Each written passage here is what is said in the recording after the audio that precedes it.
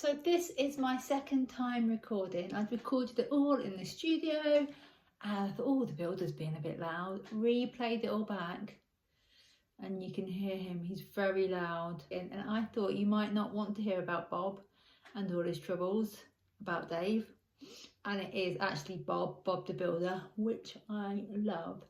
Anyway, so I'm inside, I'm recording, and what I want to talk to you today is about when to give up on a design or a direction on your business, even if you spent the time sorting it all. My name is Laurie Van Janssen and I am a lingerie design expert, which basically means I get to help people like yourselves who have an idea, that want to launch a lingerie brand but don't have all the technical ability to do so, and I fill in all the blanks, guide you through from idea right the way through to production so you can launch your own awesome brand.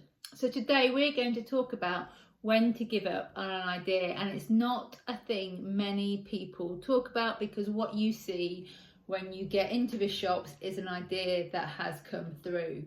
And there might be so many designs that don't get through for one way or another. And the reason I'm touching upon this is because last year I had the awesome idea, didn't do it. I had an idea to release patterns as a pattern pack, and also, for example, instead of just getting the pattern, you decide I want a size medium, I get everything cut out for you because I know from doing my research that's a stumbling block on people knowing where to exactly cut everything out. It all gets sent to you so you can make some beautiful looking lingerie. I'd researched the market, I had found a niche in the market, and I then spent times designing, getting a theme together, buying all the fabrics, the packaging, making it all, designing the pattern. And the thing with patterns is it takes a very long time not to make the pattern, but to then present it in a way that someone who has limited pattern knowledge or making be able to use that pattern. You've got to do all the sizes, you've got to do all the step-by-step instructions, which for me that takes me the longest.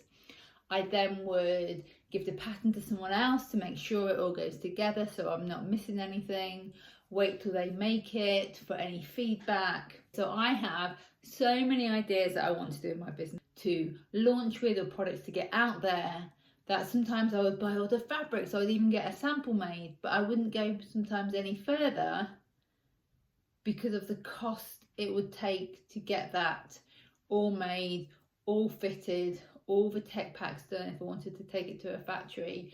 If I was making it myself, all the fabrics I would have to buy. So it is okay if you have invested time and money to stop an idea.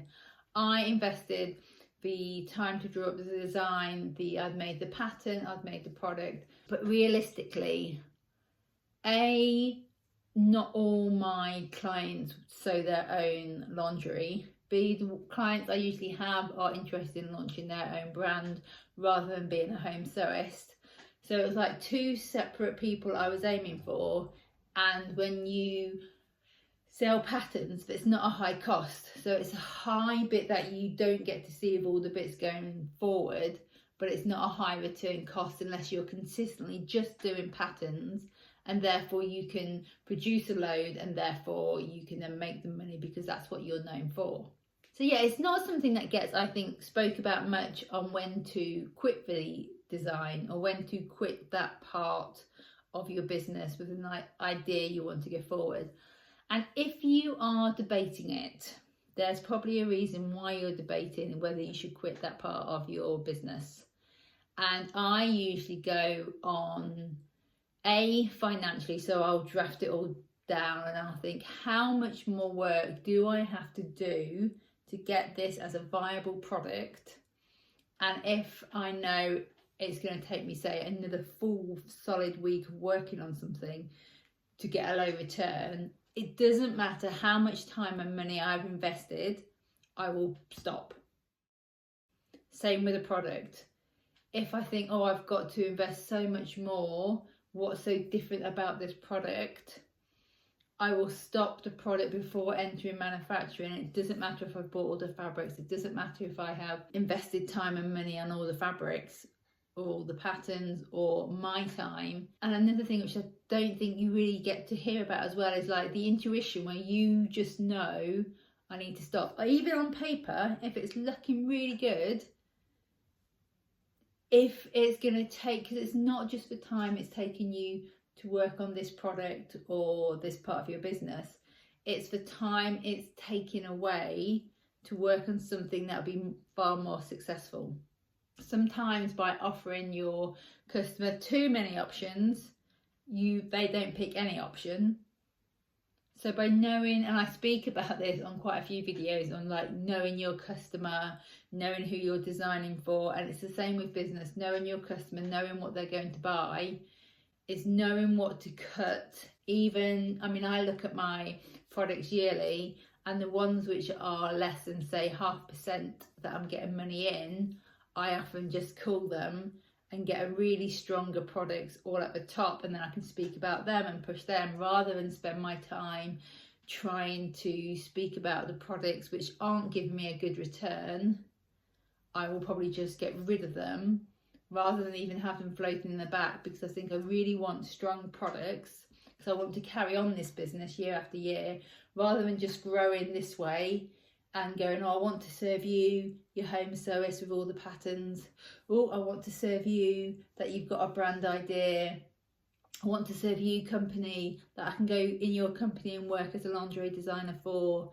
You kind of spread about and not doing anything. So if I axe this part, I can concentrate more on this part and grow that way, rather than growing that way. And that relates to your products as well. In my second season, I introduced like lots of lace, lots of ribbons, lots of tie-side bows, and after a season, even though I hadn't sold through on them, I ended up culling them, stopping that direction to concentrate on what my brand was known more for, which was colourful, which was for the fits, which was getting lingerie in the bigger sizes that wasn't available.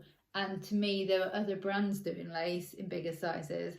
There weren't other brands doing like Liberty prints, the bright prints, the clashing of colours at that time in bigger cup sizes.